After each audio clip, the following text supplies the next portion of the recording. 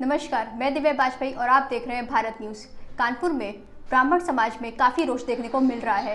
ब्राह्मण समाज का यह कहना है कि जब से प्रदेश में बीजेपी की सरकार आई है तब से मुस्लिम पर, हरिजन समाज पर और अब ब्राह्मणों पर लगातार अत्याचार और हत्याएं लगातार बढ़ती जा रही हैं। आइए देखते हैं हमारे संवाददाता नसीम सिद्दीकी की खास रिपोर्ट।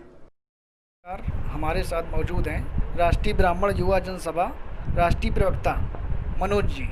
आइए हम इनके साथ थोड़ा वार्तालाप करेंगे। दो शब्दों में इनसे छोटी सी प्रेस कॉन्फ्रेंस के माध्यम से कुछ सवाल जवाब करते हैं। सर, मैं ये जानना चाहता हूँ, सोशल मीडिया पर पुलिस की कार्रवाई पर क्या ब्राह्मण समाज के स्वर तीखे हैं? अगर हैं तो क्यों हैं, क्या कारण है? देखिए, देश में आज तक बड़ी बड़ी घटनाएं हुई जिसमें श्रीमती इंदिरा गांधी जी की हत्या हुई, श्री राजीव गांधी जी की हत्या हुई, बहमई कांड हुआ फूलन देवी द्वारा, और आपके निर्भया कांड हुआ। इसमें देश के लोगों ने जो शासन और प्रशासन की कार्रवाई देखी, अगर उसी पद्धति पर ये कार्रवाई की जाती तो शायद किसी भी प्रकार का विवाद उत्पन्न नहीं होता। कानपुर की जो घटना हुई उसमें जिस दिन 8 पुलिसकर्मी हमारे शहीद हुए, पूरे देश का आदमी उन 8 पुलिसकर्मियों को मोमबत्ती जलाकर अपने अपने स्तर से श्रद्धांजलि दे रहा था और निरंतर दी जा रही थी सभी समाज की, क्योंकि जो दुर्दांत व्यक्ति है उससे भयभीत तो दुनिया का हर व्यक्ति है। कानून में कहा जाता है गोली के बाद जहां तक जाती है दहशत वहां तक पहुंचती है। तो सारा समाज जो है वो पुलिस से हमदर्दी व्यक्त कर रहा था और पुलिस के साथ था, लेकिन अभियुक्त की गिरफ्तारी के बाद से और कानपुर में जो घटनाएं हुई, जिस तरीके से प्रभात मिश्रा का एनकाउंटर किया गया, जिस तरीके से अपराधियों के घर वालों को उठाया गया, तो एक सवाल दिमाग में ये आया, और ये अचानक नहीं हुआ है, ये अचानक नहीं हुआ, ये चिंगारी धीरे धीरे पहले से ही थी। जब उत्तर प्रदेश में भारतीय जनता पार्टी की सरकार बनी तो सबसे पहले निर्णय लिया गया कि महापुरुषों के जन्मोत्सव या उनकी जयंती पर जो छुट्टियां होती हैं उससे स्कूलों में पढ़ाई का बहुत नुकसान होता है, इसलिए महापुरुषों की जयंती का अवकाश को निरस्त किया जाएगा ताकि स्कूल ज़्यादा से ज़्यादा दिन खुले और विद्यार्थियों को शिक्षा प्राप्त हो। तो महापुरुषों की श्रेणी में चिरंजीवी भगवान परशुराम जी को लाया गया और उनके अवकाश की छुट्टी निरस्त कर दी गई। इससे ब्राह्मण समाज में पहले से ही कुछ रोष था। दूसरी बात, केंद्र सरकार द्वारा पिछली सरकार में मायावती जी ने, जो दलितों की नेता मानी जाती हैं, उन्होंने SC/ST एक्ट में 2 सवर्ण गवाहों का प्रावधान किया था और क्षेत्राधिकारी स्तर पर यह प्रावधान किया था कि इसकी जांच हो, जब व्यक्ति दोषी हो तो उसकी गिरफ्तारी हो। लेकिन सवर्णों की कही जाने वाली पार्टी ने एक संदेश दिया कि नहीं, मुकदमा लिखते ही गिरफ्तारी। तो इससे पहले से ही असंतोष ब्राह्मणों में व्याप्त था कि कसाव जैसे लोग, राजीव गांधी जी की हत्या में जो आरोपी हैं वो लोग, श्रीमती इंदिरा गांधी जी की हत्या में जो आरोपी वो लोग, बहमनी कांड के लोग, निर्भया कांड के लोगों का ट्रायल होगा, इनका ट्रायल होगा। लेकिन दलित उत्पीड़न में सीधे गिरफ्तारी होगी। तो जो शुरू से जो छोटे छोटे सरकार के प्रति असंतोष थे, ये प्रभात मिश्रा, इनको शूट आउट करना, इनके घर वालों को उठा के बंद करना, अभियुक्त के 7 साल के बच्चे को घुटने में बैठालना, जैसे तालवानियों ने उसका अपहरण करके रखा हो। वहीं एक फोटो वायरल हुई थी जिसमें योगी जी के अगल बगल जो है वो राजा भैया के बच्चे खड़े हुए हैं। तो सोशल मीडिया पे जब ये चीज़ें सामने आई तो जाहिर सी बात है कि एक असंतोष पैदा हुआ। और मैं खुले शब्दों में कहना चाहता हूँ, मैं बिल्कुल खुले शब्दों में कहना चाहता हूँ, कानूनी कार्रवाई के अंदर एक जाति विशेष के लोगों का स्थानांतरण, एक जात विशेष के लोगों की तैनाती, और जैसे एक योजना घर में जैसे कोई कार्यक्रम होता है तो बनाई जाती है कि मार्केटिंग करने में एक्सपर्ट कौन है उसको वहाँ लगा दिया जाता है, और मेहमानों को रिसीव करने में कौन एक्सपर्ट है वहाँ लगा दिया जाता है। तो ऐसे एक प्लानिंग के तहत सुयोग्य व्यक्ति नियुक्त करके ये कार्रवाई जो की गई, तो इसका संदेश तो पूरे भारत से आ रहा है कि ये गलत कार्रवाई है और बिल्कुल गलत कार्रवाई है। मैं राष्ट्रीय प्रवक्ता ना होता, मैं जन्म से भारतीय जनता पार्टी के लिए काम करता हूं। मैं जन्म से भारतीय जनता पार्टी के लिए काम करता हूं और राष्ट्र धर्म निभाने में कभी पीछे नहीं हटा। हमारे पूर्वज भी राष्ट्र धर्म निभाने में कभी पीछे नहीं हटे। देश को आज़ाद कराने में सवर्ण समाज के स्वतंत्रता संग्राम सेनानियों का जो योगदान था, देश आज़ाद होने के बाद हमारे साथ जो पक्षपातपूर्ण रवैया किया गया, ये असंतोष पहले से व्याप्त था, लेकिन कानपुर की जो घटना हुई उसने इस आग को एकदम से बढ़ा दिया। दूसरे शब्दों के माध्यम से मैं ये जानना चाहूँगा कि आचार्य प्रमोद कृष्णन ने मीडिया में यह कहा यह सरकार विरोधी है, ब्राह्मण विरोधी है, इस पर आप क्या कहेंगे? देखिए, आचार्य प्रमोद कृष्णन जी के साथ क्योंकि एक राजनीतिक दल का नाम जुड़ा हुआ है और जिसको कि भारतीय राजनीति में आज देशद्रोही या कहा जाता कांग्रेस मुक्त भारत का निर्माण एक नारा चल रहा हुआ है। किसी भी राजनीतिक पार्टियों का समाप्त करना किसी भी राजनीतिक दल के बस की बात नहीं है, क्योंकि राजनीतिक दल जो है वो कोई व्यक्ति नहीं है जिसको आप शूट आउट करके ख़त्म कर सकते हैं। कांग्रेस एक विचारधारा है और भारत में नहीं है, कांग्रेस अंतर्राष्ट्रीय विचारधारा है। और इतने अहंकारपूर्ण बयान कि कांग्रेस मुक्त भारत का हमें निर्माण करना है, आचार्य प्रमोद कृष्णन जी ने जो इस घटना पे बात कही, मैं उसका खुल के स्वागत करता हूं और मुझे गर्व है कि हमारे समाज में आचार्य प्रमोद कृष्णन जैसे संत हैं जिन्होंने भयभीत ना होकर मीडिया के सामने लाकर सच्चाई को रखा। उत्तर प्रदेश में ब्राह्मणों ने जिन नेताओं को चुन के भेजा था, बड़े गर्व से वो कहते थे कि मनमोहन सिंह जी ऐसे प्रधानमंत्री जो कभी नहीं बोले, क्या भारतीय जनता पार्टी उसका अनुसरण नहीं कर रही है? दिनेश शर्मा जी जिनको ब्राह्मण नेता के रूप में जाना जाता, उप मुख्यमंत्री हैं, क्या उनका कोई बयान आया? मैं कहना चाहता हूं कि जब तक अभियुक्त विकास दुबे का इनकाउंटर नहीं हुआ था, कानपुर के सांसद, उनकी जो विधानसभा लगती है जहां बिकरू गांव लगता, वो उसके अगल बगल की विधानसभाओं के किस भारतीय जनता पार्टी के नेता ने विकास दुबे के खिलाफ बयान दिया था? जब मीडिया में भगवती सागर का नाम आया, जब मीडिया में सांगा का नाम आया, तो इन लोगों ने अपनी सफाई तो व्यक्त की, लेकिन 7 से 8 दिन के अंतराल में कानपुर में भारतीय जनता पार्टी के किसी भी व्यक्ति ने, अगर विकास दुबे दुर्दांत अपराधी था तो इस घटना के तुरंत बाद विकास दुबे के लिए मीडिया में बयान आने चाहिए थे ना। भारतीय जनता पार्टी के यहाँ दोनों सांसद भारतीय जनता पार्टी के हैं, आसपास के जो विधायक थे वो भारतीय जनता पार्टी के थे। भारतीय जनता पार्टी के लोगों ने आके इसकी मीडिया के समक्ष खुलेआम आलोचना क्यों नहीं की? एक शब्द आप बताइए जो विधायक सांसद इनके मुंह से इस घटना की आलोचना में निकला हो। हाँ, वो शूट आउट होने के बाद सारे विचार आने लगे। तो लोग कहते हैं कि उसका आतंक था इसलिए लोग नहीं बोले। अरे तो मैं ये जानना चाहता हूं, नेताओं को इतना कमजोर नेताओं का चयन क्यों किया? कमजोर नेताओं का चयन, नेता उस दुर्दांत अपराधी के सामने बोल नहीं रहे हैं। कमजोर एसटीएफ के सिपाहियों का चयन जो उनसे असलहे लेके भाग जाती है। तो ये व्यवस्था तो सरकार को देखनी है कि हम किस स्तर के अभियुक्त के खिलाफ कार्रवाई करने जा रहे हैं। उसमें पुलिस को बुलेट प्रूफ जैकेट ना देना, ये क्या हमारी कमी है? ये ब्राह्मण समाज की कमी है? हम सिर्फ उस पर बात करना चाहते हैं कि जिन छोटे छोटे बच्चों को उठाकर उनका शूट आउट किया गया।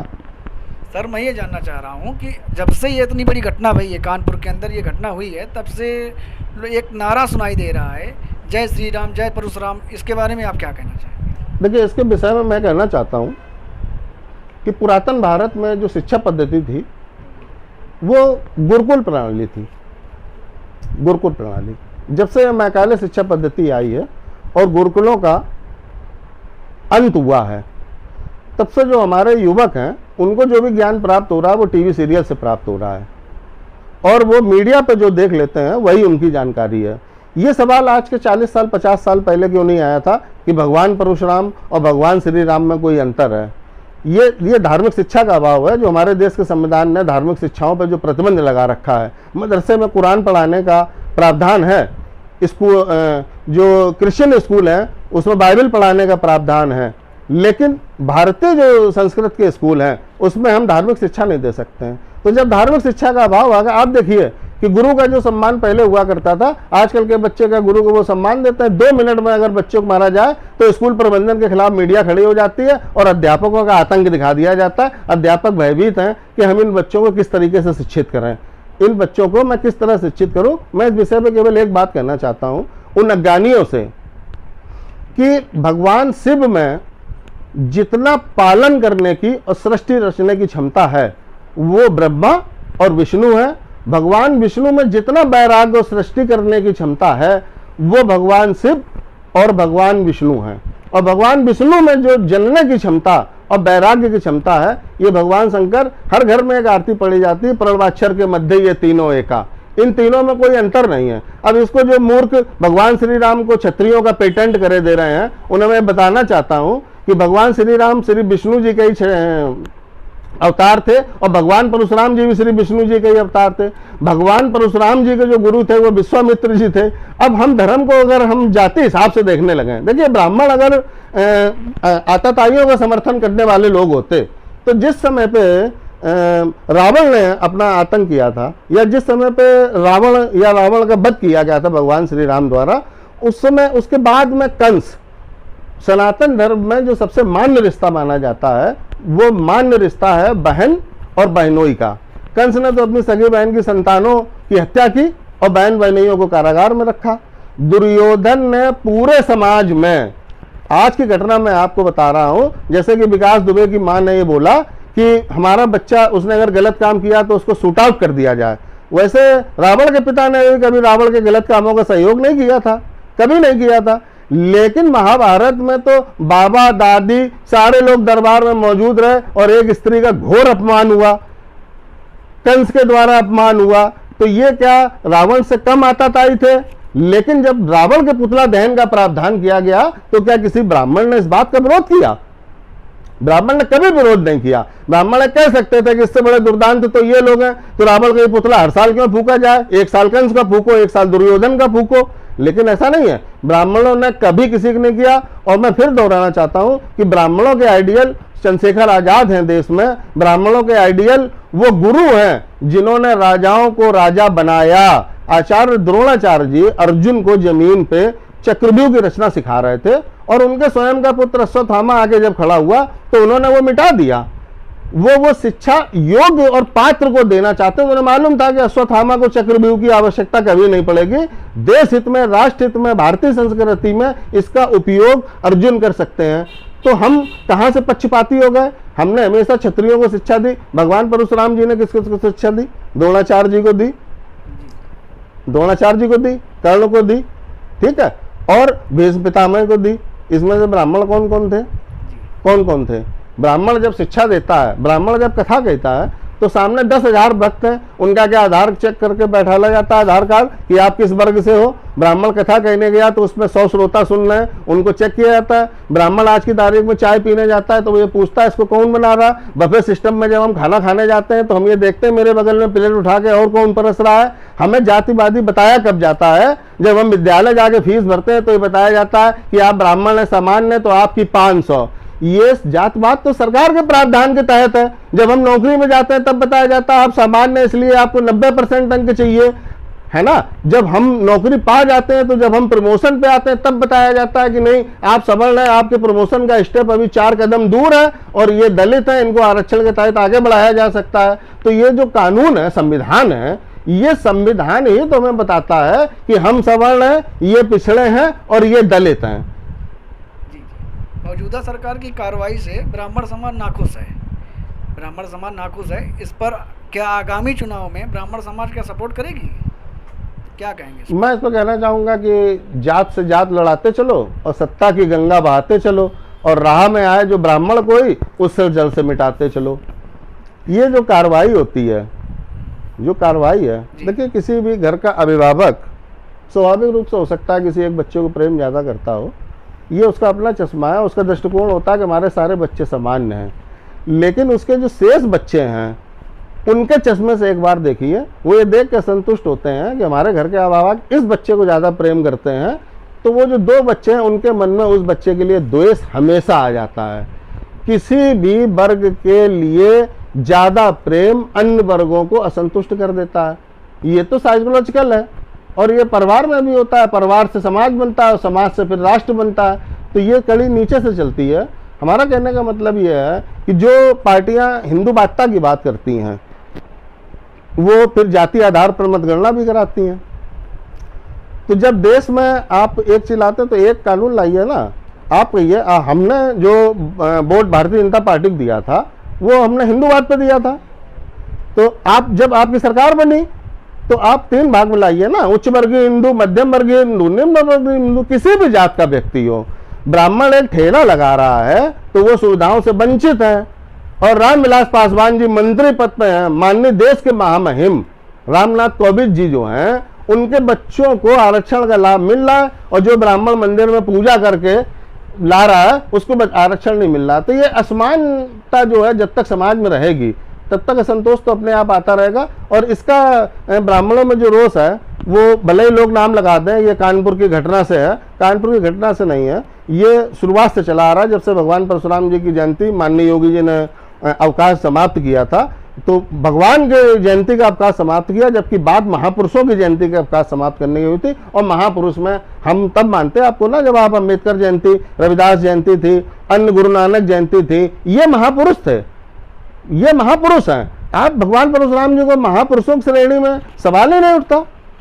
आपने एक छुट्टी को जो है वो कैंसिल किया और हम समस्त ब्राह्मण महासभा की तरफ से खुल के इस बात का विरोध करते हैं। नए अपडेट्स पाने के लिए भारत न्यूज़ को सब्सक्राइब करें और बेल आइकन को ऑन करें।